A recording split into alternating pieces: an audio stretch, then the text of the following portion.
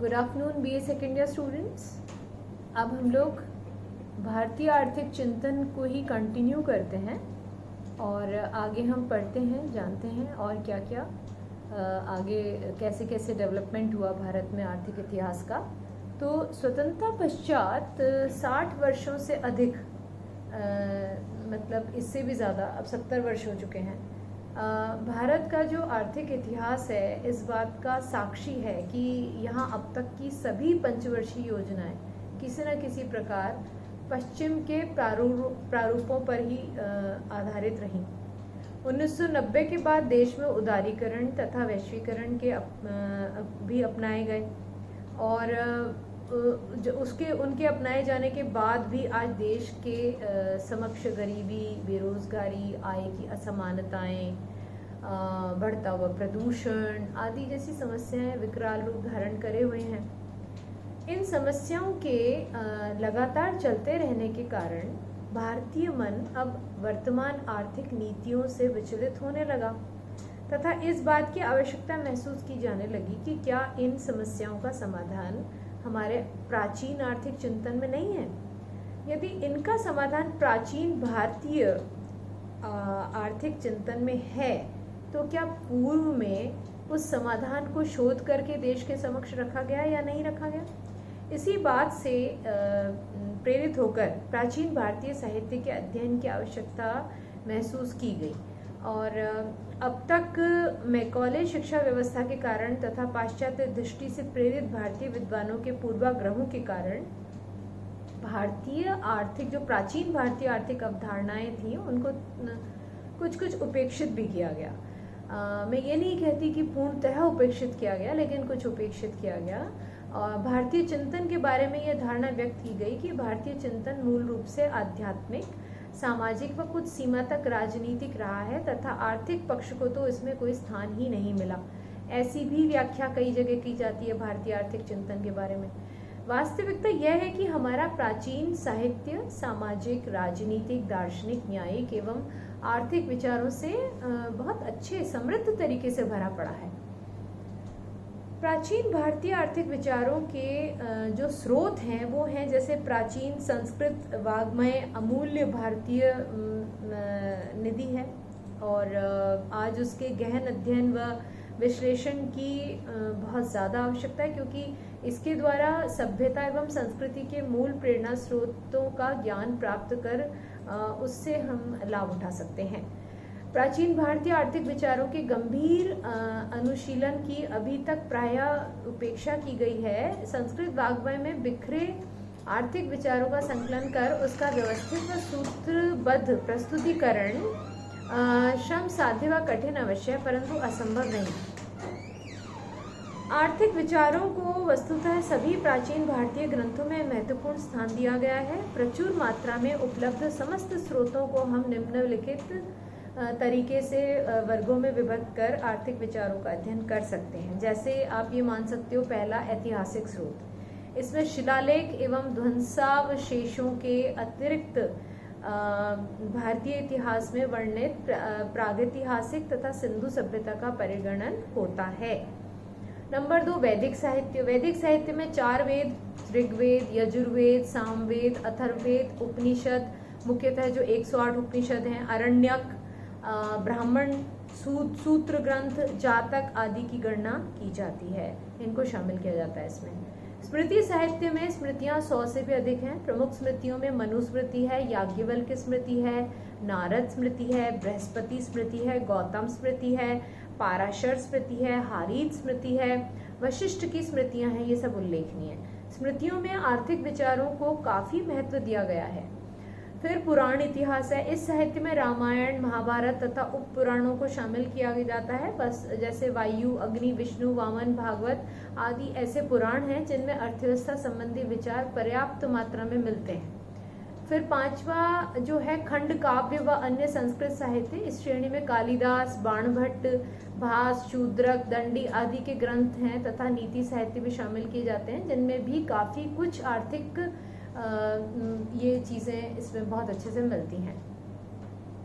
अब हम ऐतिहासिक विचारकों में जैसे मेगास्थनीज है, ह्वेनसांग है, फाहियान है, इब्न बतूता आदि विदेशी इतिहासकार के अतिरिक्त अबुल फजल, फरिश्ता, बदाऊनी आदि के भी ग्रंथों को हम शामिल कर सकते हैं, उनसे भी आर्थिक ज्ञान होता है। और कौटिल्य के अर्थशास्त्र का तो उल्लेख आवश्यक है ही इसमें, उसके बिना तो कोई चीज़ पूरी नहीं है, क्योंकि इसमें राजनीतिक प्रणाली के साथ साथ आर्थिक व्यवस्था के विशिष्ट पक्षों जैसे उत्पादन, वितरण, मूल्य नियंत्रण यानी मतलब कीमत नियंत्रण को लेकर, संपत्ति का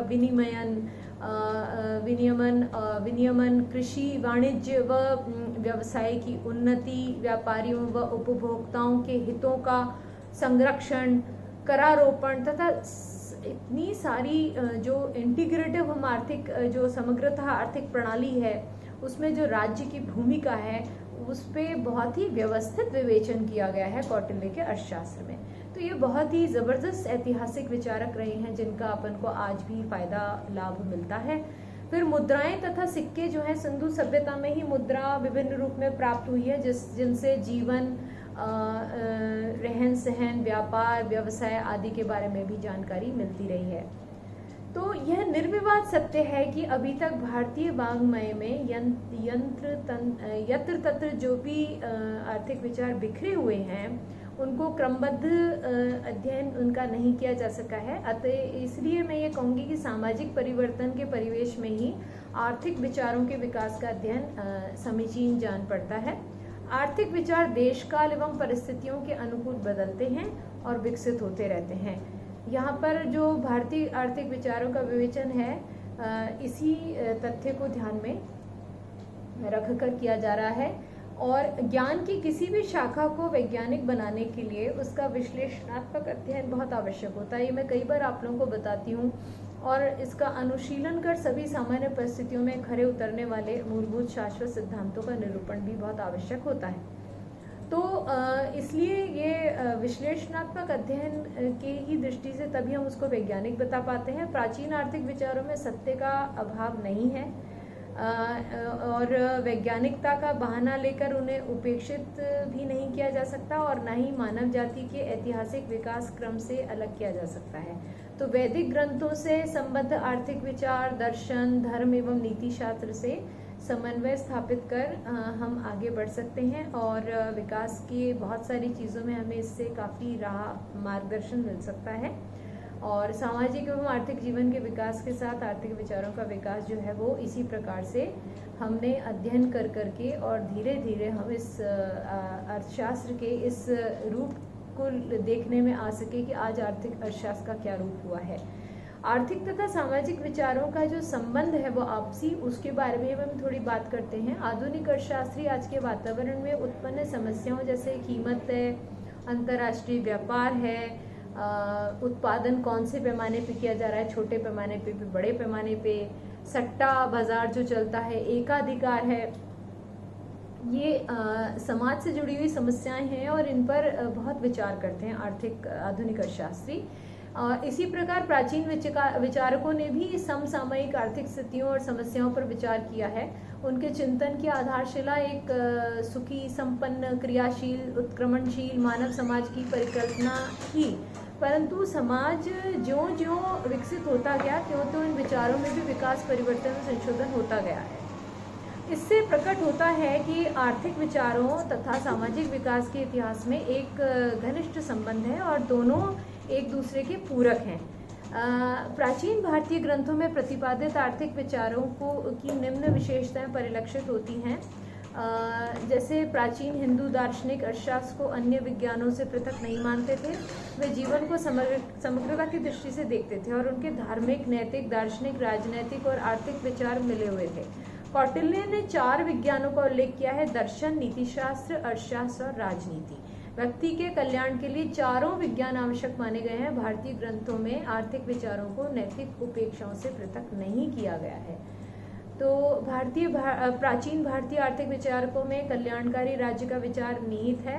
प्रजा की समृद्धि और आर्थिक जीवन के नियमन का उत्तरदायित्व राज्य पर होता ही था। तो ये एक तरीके से सार्वजनिक कल्याण का राज्य रहा है। तो इसके बाद हम आगे दूसरे थिंकर्स पढ़ेंगे। आज हमने ये कंप्लीट कर लिया है भारतीय आर्थिक चिंतन, और इस पर मैं आपको बता दूं कि फुल लेंथ क्वेश्चन आ सकता है। Thank you so much.